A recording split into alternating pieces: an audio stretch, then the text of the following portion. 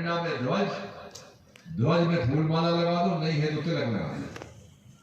मिट्टी से तिलक करते हैं हम लोग अपने संगठन की नीति में। आप देख रहे हैं कि एक भी गुलाब का फूल अपन में नहीं आया, न माला है, तो मिट्टी का तिलक लगाते हैं, क्योंकि अपन को मिट्टी में रहना है, मिट्टी से काम करना और मिट्टी में मिल जाना। तो उससे बड़ा कोई तिलक हो नहीं सकता संसार में।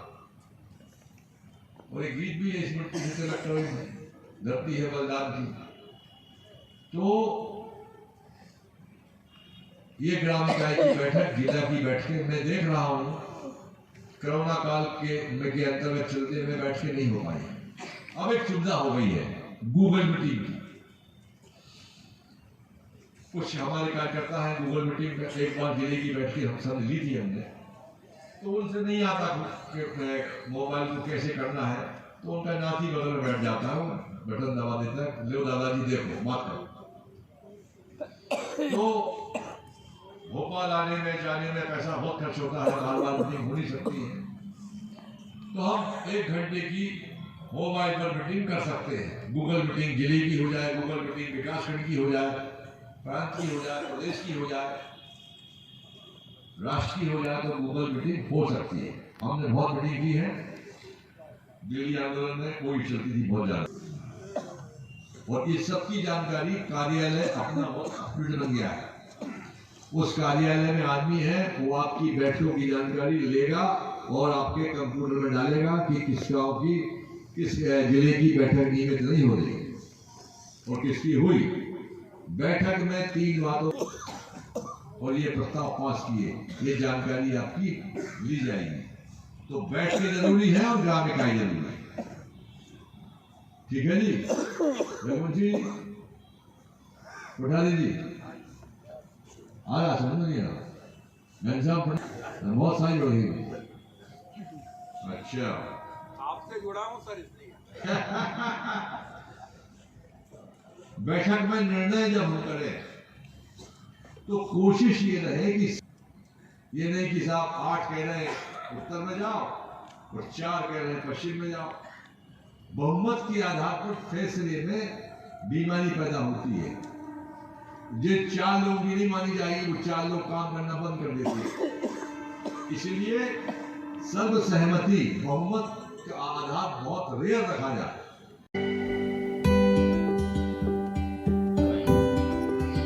ज्ञापन कुछ इस प्रकार है कि किसानों के 2 लाख तक का ऋण मुक्त किया जाए, कृषि यंत्रों, उपकरणों तथा खाद कीटनाशकों को जीएसटी से मुक्त रखा जाए। तीसरी मांग है कि C2+50 स्वामीनाथन आयोग की सिफारिश के आधार पर एमएसपी घोषित किए जाए तथा सभी फसलों को क्रय करने हेतु एमएसपी गारंटी कानून बनाया जाए। चौथी मांग यह है कि प्रदेश के किसान आंदोलन के दौरान सभी मुकदमे वापस लिए जाएं तथा शहीद परिवार को मुआवजा राशि तथा उनके परिवार के एक सदस्य को शासकीय नौकरी दी जाए। पांचवी मांग, भाजपा शासनकाल के लागू हुआ भू अर्जन कानून वापस लिया जाए। छठी मांग है कि भूमि अधिग्रहण पर 4 गुना मुआवजा दिया जाए। सातवीं मांग है प्रदेश में राजस्व विभाग में बड़े पैमाने पर सीमांकन, खुर्द बटान, फौती नामांतरण के प्रकरण लंबित हैं, अविलंब निराकरण किया जाए। आठवीं मांग है कंप्यूटर रिकॉर्ड में किसानों को भारी त्रुटियों का सामना करना पड़ रहा है, इस प्रकार की त्रुटियों को अविलंब दूर किया जाए। नौवीं मांग है पट्टेधारी किसान 60-70 वर्षों से खेती कर रहे हैं, उन्हें हटाया जा रहा है। यदि उनमें आपस में कोई विवाद नहीं है तो उन्हें वहीं व्यवस्थापित किया जाए, ऐसी मांग हमारी 9वीं है। 10वीं, मंडी के चुनाव सीधे किसानों के द्वारा कराए जाए। हमारी 11वीं मांग है कि गन्ने का समर्थन मूल्य 360 रुपया करते हुए गन्ने की बकाया राशि का भुगतान अविलंब कराया जाए।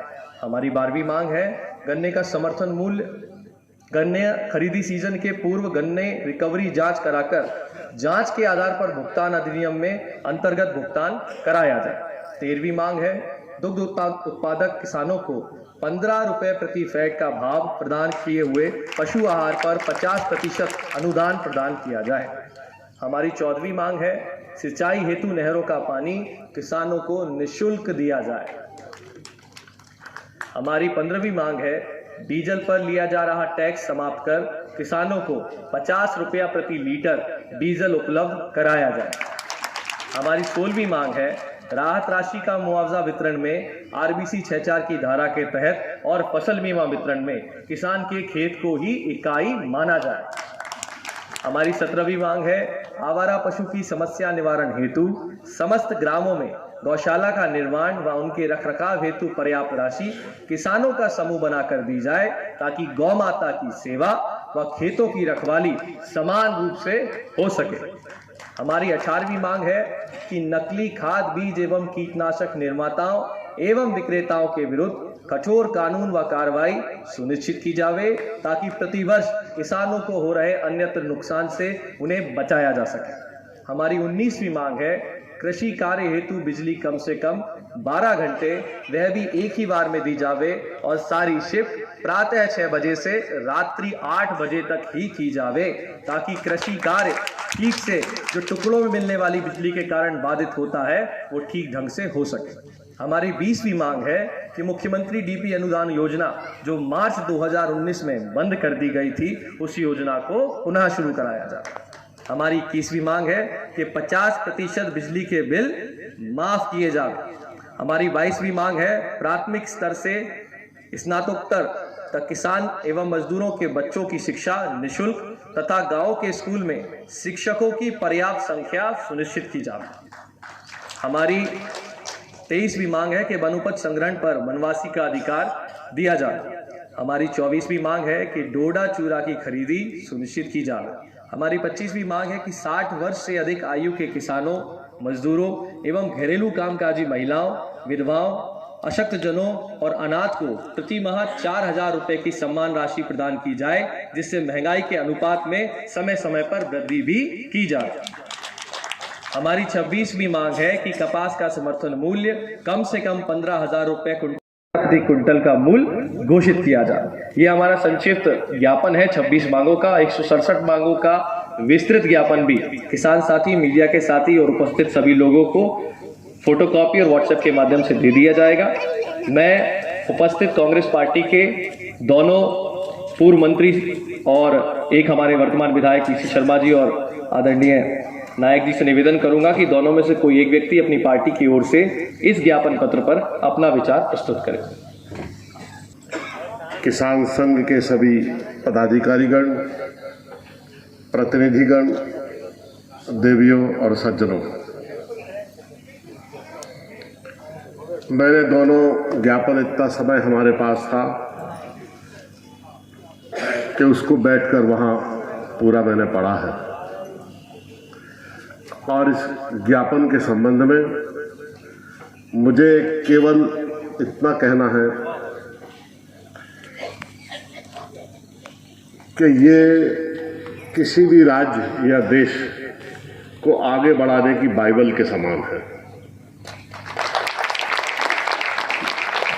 अनेक बार जनप्रतिनिधि रहा हूं, मंत्री रहा हूं। मैंने जब इस ज्ञापन को पढ़ा तो इस पर लगने वाले बजट का भी मैंने आकलन किया है। जब मैं पहली बार विधायक बना था, मध्य प्रदेश की योजना का आकार मात्र 3500 करोड़ रुपए था। 3500 करोड़ रुपए में स्टैब्लिशमेंट के खर्चे, बुनियादी ढांचे के खर्चे और शिक्षा, स्वास्थ्य जैसी गंभीर समस्याओं के खर्चे ये राज्य पूरा करता था। आज मध्य प्रदेश का बजट 3.25 लाख करोड़ है और 3.25 लाख करोड़ में अगर इन समस्त योजनाओं का हम क्रियान्वयन करें और योजना के बजट में इसको शामिल करें और नॉन प्लान बजट में जो आकस्मिक जरूरतें, सूखा, ओला और प्रकृति के प्रकोप के कारण जो अतिवृष्टि वगैरह के कारण जो समस्याएं किसानों की उत्पन्न होती हैं, अगर उस हर साल के बजट को भी शामिल करें तो आपकी मांगें इतनी रीजनेबल हैं कि आज सरकार की जो क्षमता और साधन है उसके मुताबिक इन मांगों को पूरा करने में कोई समस्या ही नहीं है किसी भी सरकार को।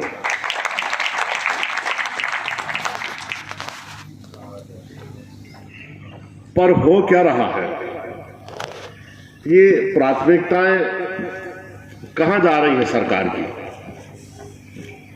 और मैं किसी एक सरकार की बात नहीं करता, पढ़ा लिखा और संवेदनशील व्यक्ति होने के नाते भारतवर्ष की जितने भी राज्य सरकारें हैं और केंद्र की जो सरकारें हैं, भगवान राम जी 14 वर्ष जब वनवास में गए थे तो अयोध्या की मिट्टी अपने साथ लेकर गए थे, मातृभूमि की मिट्टी, और उसकी ही पूजा करते थे। और इस वसुंधरा और धरती मां की पुकार सुनकर ही उन्होंने अवतार लिया। और जब अयोध्या वापस लौटे तो सबसे पहले उन्होंने अपनी मातृभूमि की मिट्टी को दंडवत प्रणाम किया। उसके बाद प्रवासियों के ऊपर उन्होंने दृष्टि डाली। मेरे कहने का मतलब यह है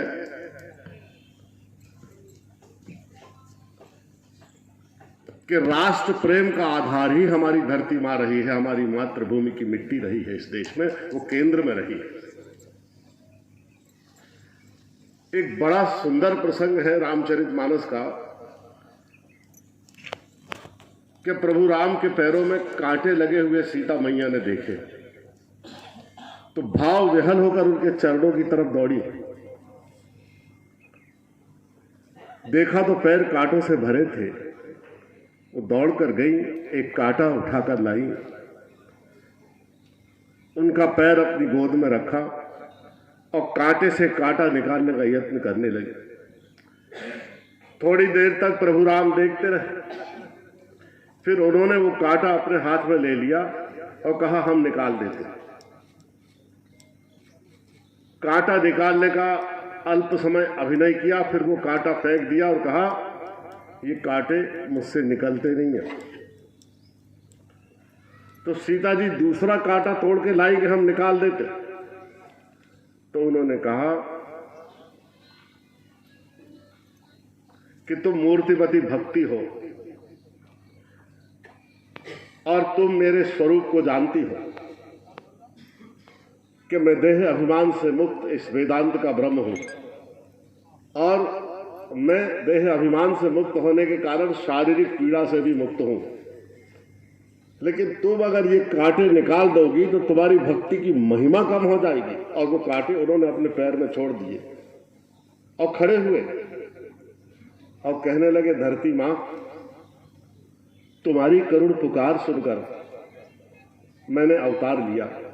तुम्ही ने मुझसे कहा था कि मेरी छाती पर असंख्य वृक्ष खड़े हैं, गगनचुंबी हिमालय जैसे पर्वत मेरी छाती पर खड़े हैं, असंख्य सरिताएं बह रही हैं,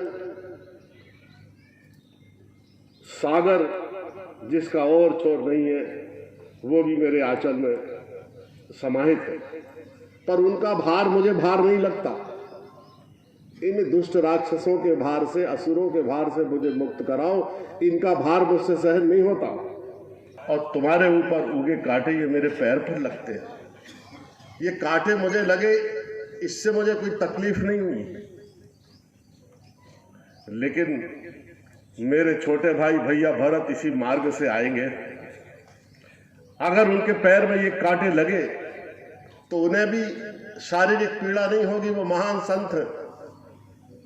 लेकिन ये सोचकर उनका हृदय विदीर्ण हो जाएगा कि इसी मार्ग से मेरे बड़े भैया राम गए हैं, उनके पैर में ये कांटे लगे हों। और उन्होंने अपील की कि धरती मां, जब भरत इस मार्ग से आए तो तुम मंगलमयी हो जाना, रास्ते से कंकड़ और कांटे हटा देना। और सच में जब भरत वन यात्रा में आए तो पूरी धरती मंगलमयी हो गई, शीतल बंद और सुगंधित पवन बहने लगी। धरती ने कंकड़ और कांटे अपने मार्ग से हटा लिए और जहां जहां भरत गए पूरी धरती के वृक्ष फलों से लदकर अनुग्रह भाव से झुक गए। सरोवर में तरह तरह के पुष्प खिल उठे, पूरी धरती एक अभूतपूर्व मादकता से महकने लगी।